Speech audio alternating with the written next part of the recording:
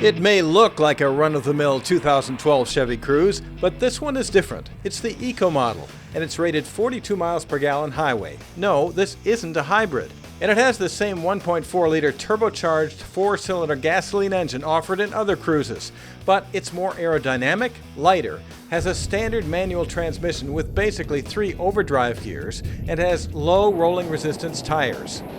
So while hybrids excel in fuel economy in the city, cars like the Cruze Eco should excel on the highway. Let's check out and see if this 42 miles per gallon figure is really a realistic one. We're going to drive about 500 miles to New Jersey and see what kind of real-world numbers we get.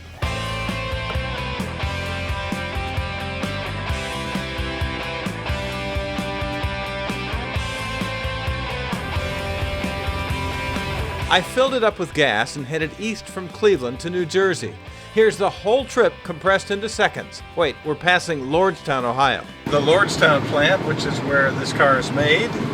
We're getting about 49 miles per gallon on the highway. This is not a hybrid, remember. Back on the road, nice day, not much traffic. I'm about 260 miles out now, and we're in the hills of Pennsylvania, which is where you get a real test of fuel economy and also of power.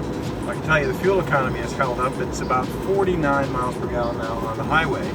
And as far as going up and down hills, well, you know, if you use the lower gears, you can get up the hills just fine. If you're trying to really push the fuel economy, of course, you're going to baby this thing. And quite honestly, that's what we're trying to do. Last leg of the journey. Finally, I make it to the Garden State, and the total gas mileage of almost all highway driving was 51 miles per gallon. Impressive. So, how was the car otherwise? Well, our test car had a nice navigation system with XM satellite radio. It also had a USB connector for my iPhone, though the interface could have been easier to use. It also got XM weather, including a 3-day forecast. Nice. The front seat was pretty comfortable. The seats are cloth, which matched the fabric on the dash.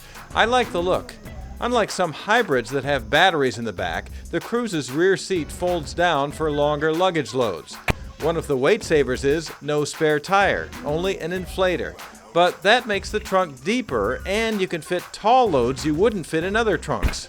Rear seat room is tight but livable. Some of the fuel savings comes from having a stick. This one's made in Austria. I loved it. Geared so you can get power on takeoffs, but cruise with low RPMs at higher speeds.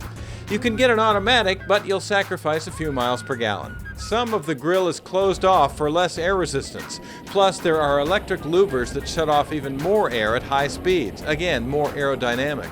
A spoiler on the back, lower ground clearance, and under panels all reduce air resistance. Lighter aluminum wheels complete the package that allows this car to get amazing fuel economy. In city driving, it's no slouch either, and it's rated 28 miles per gallon by the EPA. Unlike some hybrids, by the way, you can see out the normal back window without any obstructions. The fit of some interior parts could have been better, like the gap between the door and dash, which was way different on each side. Thumbs up for the Cruze's telescoping steering wheel, something Chevy wouldn't pay for in its predecessor, the Cobalt.